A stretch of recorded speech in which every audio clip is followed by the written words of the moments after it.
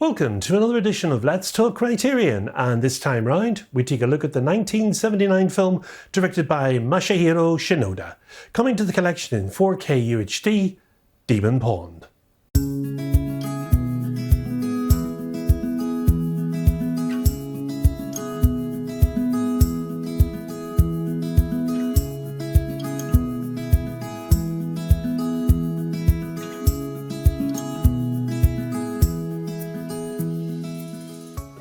Masahiro Shinoda was born in 1931 and he's a Japanese retired film director.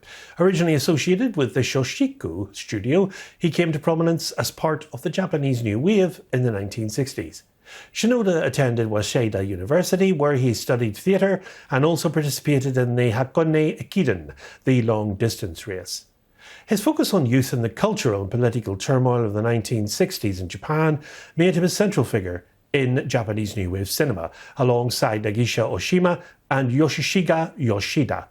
He worked in a variety of genres, from the Yakuza film Pale Flower to the samurai film Assassination, but he particularly became known for his focus on socially marginal characters and for his interest in traditional Japanese theatre, which found its greatest expression in Double Suicide, a film in which actors are manipulated like bunraku puppets. He is also known for his collaborations with artists like Shushi Terayama and Toru Takemitsu. This little-seen Japanese fantasy is an amazing and beautiful work.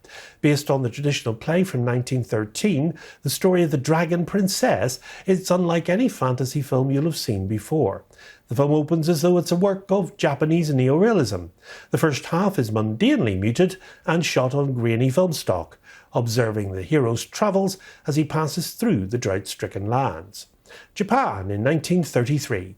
Schoolteacher Yakun Yamazawa journeys to a drought-stricken village in the north in search of a missing friend, Akira Hagiwara.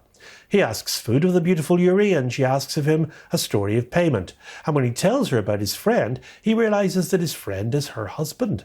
Akira has accepted a job as the keeper of the village bell. If the bell is not struck thrice daily, the dragon god imprisoned within the nearby demon pond will escape and the pond will overflow and flood the village. Now meanwhile, inside the pond, the dragon god's current embodiment, the Princess Shirayuki, has received a marriage invitation for the price of another pond. Now this film takes one by surprise and opens out during its second half, abandoning the drab realism for some extraordinary colour scenes which absolutely pop in the 4K format.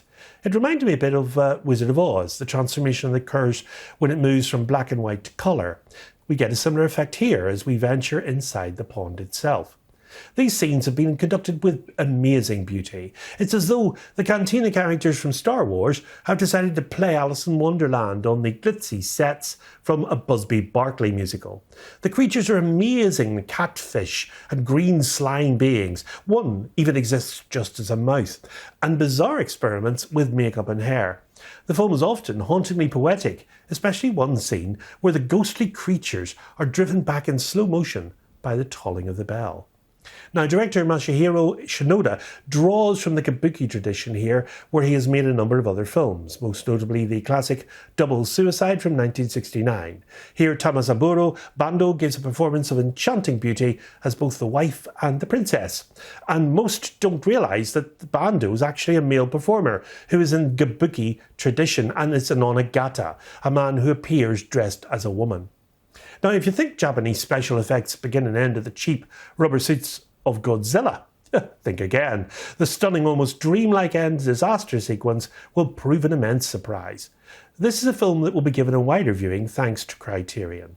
Now, there was a remake in 2005, Demon Pond, and it's in fact the film version of the revival of the play as staged and shot by director Takashi Miki. Now, Shinoda also has his three other films, Pale Flower as a Blu-ray and DVD, Samurai Spy and Double Suicide is DVD only in the collection. Masahiro Shinoda's films often demonstrate a profound integration of traditional and modern elements, epitomising the synthesis of Japan's rich cultural heritage and its evolving contemporary context.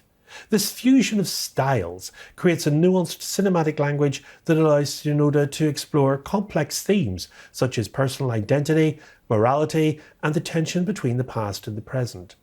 And his affinity for kabuki theatre shines in Demon Pond, where he adopts kabuki's stylized acting, elaborate makeup, and aesthetic to create a visually stunning and philosophical film. The intertwining of modern cinematographic techniques with kabuki's formalism adds depth to the film's mythological tale, making it both timeless and contemporary.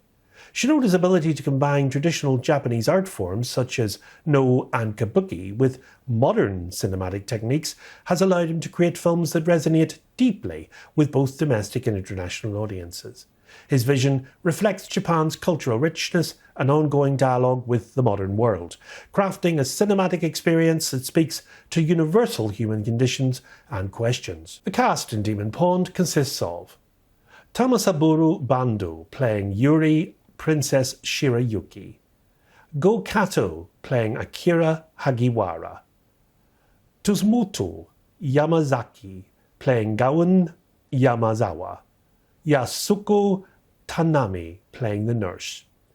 The presentation comes to the collection as a 4K UHD Blu-ray combo package with the following special features: a 4K digital restoration supervised by director Masahiro Shinoda and actor Tamasaburo Bando with uncompressed mono soundtrack, one 4K UHD of the disc of the film and one Blu-ray with the film and these features. New interview with film scholar Dudley Andrew, and a programme on the film's special effects. And we have an essay by film critic Michael Atkinson, and new illustration is by Yuko Shimizu.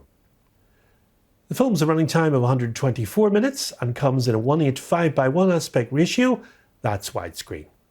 Demon Pond blends theatrical artifice with cinematic realism for an aquatic, apocalyptic fable of human love and folly, caught in the current of nature's wrath. It releases on Tuesday the 15th of October in the US as a 4K UHD Blu-ray, and it's combo, of course, with spine number 1237. Next week, we look at the silent film classic Pandora's Box with one-time Ziegfeld girl Louise Brooks. So until then, from me, it's goodbye, and above all, good Criterion viewing.